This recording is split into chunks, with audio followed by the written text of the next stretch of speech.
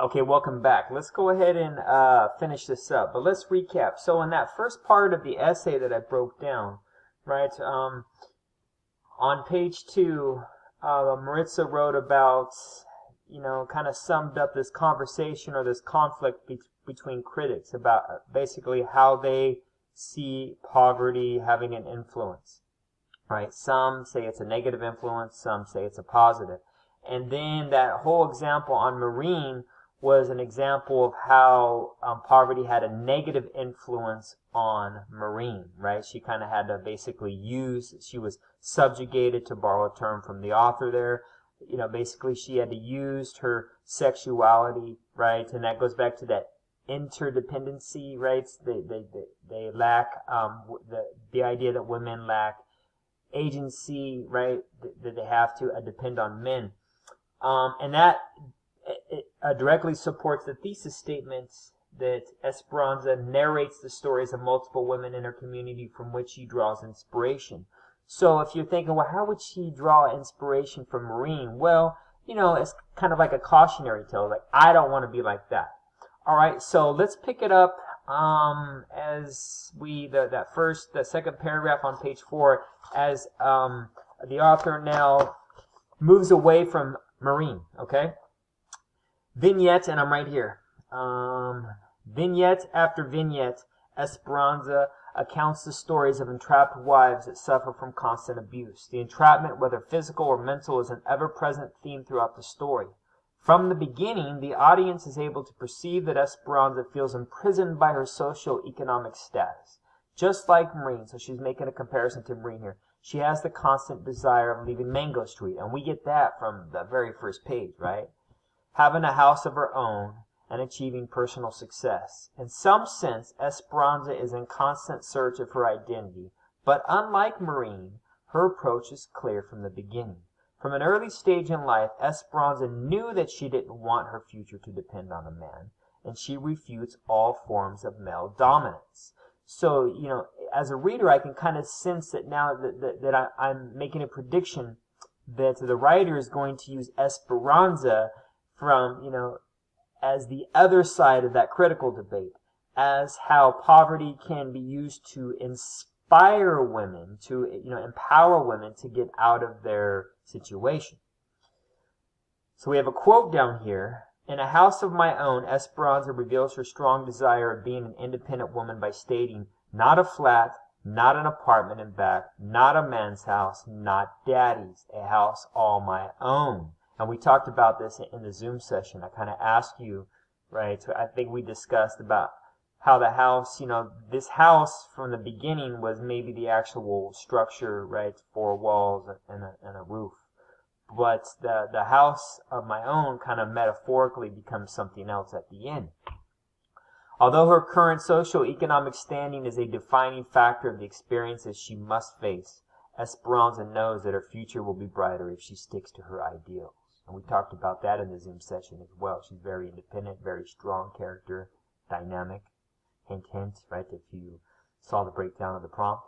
Her declaration shows the importance of materialistic possessions, yet her desire for autonomy prevails as the most important asset.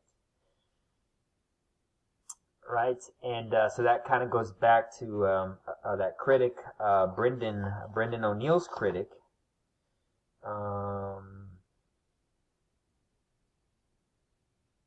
and his criticism of the New Feminist, when he writes, it explicitly calls into question the ability of women to negotiate public life without the assistance of others. It calls into question, and I'm reading from page 3, not so much male privilege as female autonomy and female capacity. So here there's an example, right, where we see a character kind of, becoming independent. All right, so page 5. Now we're focusing on Esperanza, and how she kind of, gets inspiration from some of the positive people in her life. All right, Esperanza is the embodiment of what the feminist ideologies stand for, as she is someone who has the willpower of improving her living conditions through independent means. In the eyes of the critics, she would be considered a young woman who truly embraces and honors the efforts of creating a society that is free of gender stratification. Additionally, Esperanza must also learn to embrace her origins and accept that Mango Street molded her into the strong woman she is. Okay, now here's some outside research. In the academic article, In Search of Identity in Cisneros' The House on Mango Street, author Maria Elena de Valdez analyzes Esperanza's journey in finding her identity despite the implications that derive from growing up in a poor community. She states, and I'm going to stop before we read that quote. Notice how the quote is set up. The name of the quote, the author, right? A little bit of background information, because that's what you do when you set up a block quote. And she states, the only thing here is you don't need the quote. You don't need the quotation marks, but that's okay. She states, the symbolic level of the image of the house is the most basic expression of existence. Everything about the house on Mango Street repels the lyric narrator. This house is not hers and does not reflect her presence, but to deny her origins would be at the expense of herself or her identity. Okay? Again, these are heavy quotes, right? These are coming from databases. These are coming from critics. This is what they do for a living. They write about books, right? So you've got to spend some time, and that's what Maritza does here when she analyzes the quote. With this quote, De Valdez acknowledges that Esperanza must be true to herself and embrace her identity by developing a strong self-esteem. As soon as Esperanza acknowledged the importance of being true to herself, she realized that Mango Street didn't really keep her captive. Rather, it provided her the means to develop the motivation to push through the hurdles that society imposed on her. So, hopefully you can notice here what's going on, this transition, right? From beginning of talking about how Maureen kind of forced, how poverty, the socioeconomics kind of forced Maureen to kind of live the life the way she did, waiting for her Prince Charming, so to speak. But Esperanza is the opposite now. So notice that the essay has shift, and it all goes back to that one paragraph where it discusses the conflict between the two critics, right? And the question is, how does can poverty affect women in a positive way or a negative way? Well, now I think it's clear that the essay is going to that latter, where Esperanza is using it as inspiration, but she's going to need help to it, and that's what the paper is going to go into now. Okay, so we'll finish up page 5. Having to witness various forms of female subjugation made Esperanza realize how much she didn't want to be part of a society that enabled the use of brute force. In fact, her longing of freedom led her to encounter one of the most effective forms of self-expression. You guessed it, writing. Now we're going to talk about Aunt Lupe on page 6, right? In Born Bad, Esperanza describes her relationship with Aunt Lupe and how she empowered her to be a free spirit in spite of her socioeconomic constraints. She listened to every book, every poem I read her. One day I read her one of my own. That's nice. That's very good, she said in her tired voice. You just remember to keep writing, Esperanza. You must keep writing. It will keep you free. And I said yes, but at the time I didn't know what she meant. But of course at the end of the book she does. Okay, so again, right, this is important. Quote analysis. So, right, when you give a quote, explain why you're using it. How does it support your argument? What does it mean?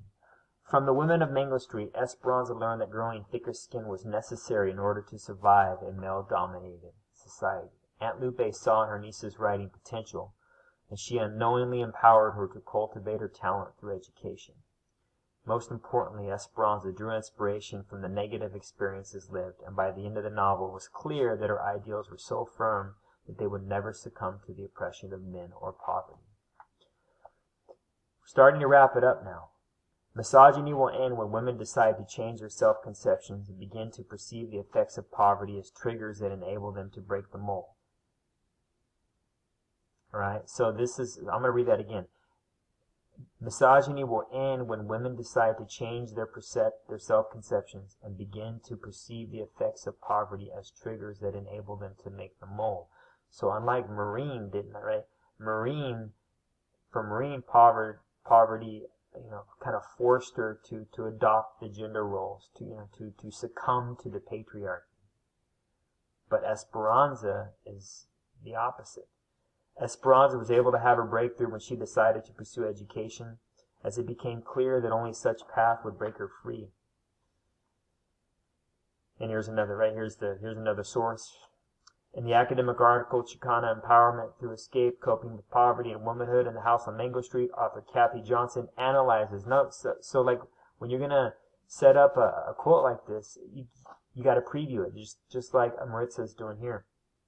Author Kathy Johnson analyzes the impacts of gender stratification in a culturally diverse community. She asserts, after surveying the women in her community, Esperanza knows she could not bear conforming to the accepted gender roles around her because she's seen a lot of bad examples, right? Maybe Sally, Maureen especially. Esperanza believes that she is stronger than her circumstances and will be able to break through the barriers that have been erected around her by pursuing an education. I'll persevere and break free, yet she will always be Mango Street. Okay? Again, this is so important in these papers. The quotes, analysis, right? In my 1A class, we talk about say, mean, matter. This is the matter. Why are you using this quote? Don't just throw a quote in there and don't talk about it. This is part of your paper, so explain how it works for you. And here we go.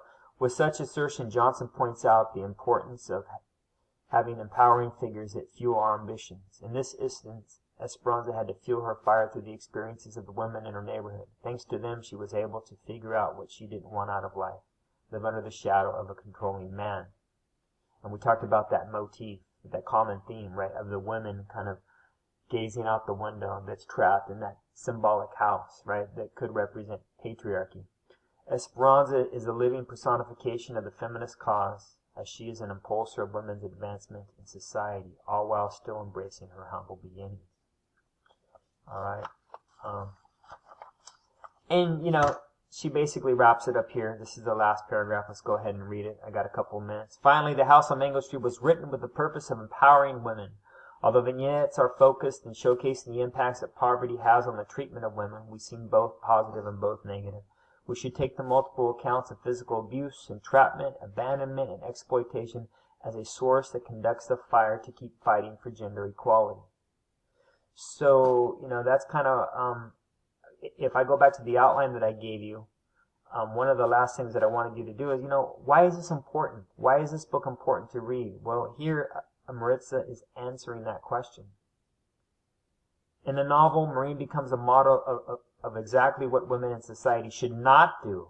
We talked about that earlier. Submit to the will of a man just to fulfill socio-economic desires. On the other hand, Esperanza teaches the audience a valuable lesson. A woman is capable of achieving anything she sets her mind to through independent means.